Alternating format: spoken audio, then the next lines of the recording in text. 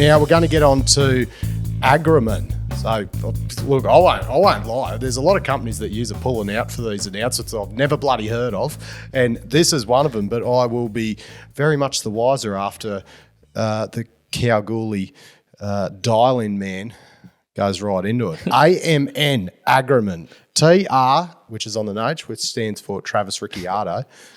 What's the goss cobber? If you don't know about it, Matty, it means it's an unloved company in an unloved little niche area of the ASX mining sector. And they're getting your love because companies struggle to get your love, it appears, Trav. So they should be very flattered. I'm not sure they're going to get any of it here. They're not going to get it. I think, we were digging through the quarterlies that had been dropped on the ASX, and I think one of the consistent themes that was popping up was a lot of companies have a very low cash balance at the moment. So I think that just speaks to the fact that equity markets are a bit more challenging than they have been at other periods of time, since COVID. So especially for commodities or niches in the industry where they're a bit out of favour for whatever reason. And I think Agrimin sort of fits into that category. Their cash balance at the quarter end is 2.6 million, and that's sort of cutting things pretty fine there. And I'm sure they'd wish it was a bit higher than that at the moment. Because what happens typically is when a company runs on a low cash balance, the market starts pricing in that they're come raise or about to do an equity raise. And so everyone knows when you do an equity raise, it's at a discount. So the share price preempts that and dips in advance. So companies like to keep a decent cash buffer normally. So with that in mind, I think we should talk about this company, Agrimin. They've got the Lake MacKay Potash project up north. And it's an interesting one because of the fact that they're going to produce potash, and also because it's a really large capex number. The DFS that they dropped in 2020 penned a US $415 million capex requirement, but that was before inflation really kicked in, if we remember. And some research analysts are sort of touting the number now to be in Aussie dollars about that $850 million mark. So Agrimin have a pretty tricky journey ahead of them trying to get their project financed, I think, for the following 4 reasons.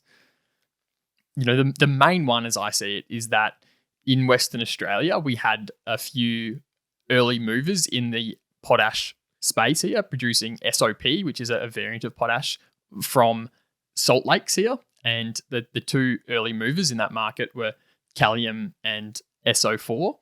And both of those companies had pretty substantial technical challenges during ramp up of their respective projects and respectively eroded a lot of capital from both investors and financiers in that process. So I think there is a large amount of investor aversion to getting back into this space and funding another developer.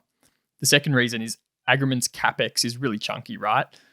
They actually need to build a 346 kilometre haul road to fully connect Lake MacKay all the way to the Port of Wyndham. That's a bloody big road.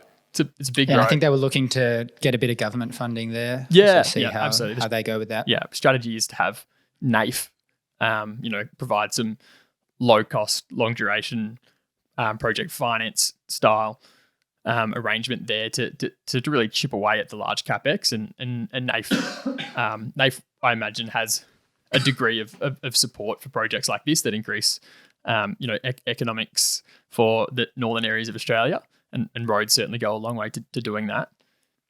Well, I'll be interested to find out how much a 346k road costs to build. Jesus Christ! Absolutely. Well, it's a whole road, so it'd probably be unsealed, but I imagine it's still not cheap, Matty. No. Agrimin's, the other element, the third reason is that I don't think their OPEX is going to be very well shielded from the inflationary environment that we're in, because their logistics route requires them to haul, this bulk commodities 941 kilometres from Lake MacKay to the Port of Wyndham. So that's a lot of trucking, right? And you can still make that work with bulks, but it becomes tougher and it's slightly less attractive as an inflation hedge versus other commodities and mining dynamics. And the last reason I think that things are going to be pretty tough going for them is that their major shareholder used to be Oz Super, And so when you saw Aussie Super there, and Aussie Super, they do a lot to actually cornerstone development projects and really make a big difference in the mining space. And so when you see Aussie Super on a register, you always think there's a good chance that project finance can come together. But what we saw when BCI Minerals went into production for their Marty Salt/SOP project, Aussie Super concentrated their SOP bet solely into BCI Minerals. And so in providing equity and convertible support to BCI, the way that deal emerged at the end was BCI ended up as the major shareholder of Agrimin instead of Aussie Super having the direct shareholding themselves. And when you look at Agrimin's share registry now, with BCI as their major shareholder, they don't really feel like a natural strategic equity partner to get Agrimin off the ground because they themselves are building and ramping up their own project, and in that sort of environment, capital is pretty tight themselves. So I think the size of the prize, if someone can get SOP to work in WA, is still pretty substantial. And prices of the product shot up with the Ukraine conflict, and they've stayed pretty high since.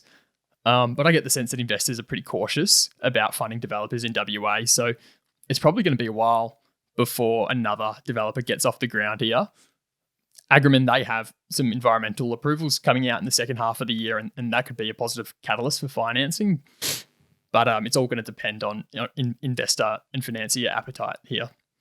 Yeah, so I think the company flagged when that DFS came out a couple of years ago now that it'd be 2.5 years from once funding's received and construction commences until they first SOP production. So we sort of wait for that financing piece. That's the real blocker there.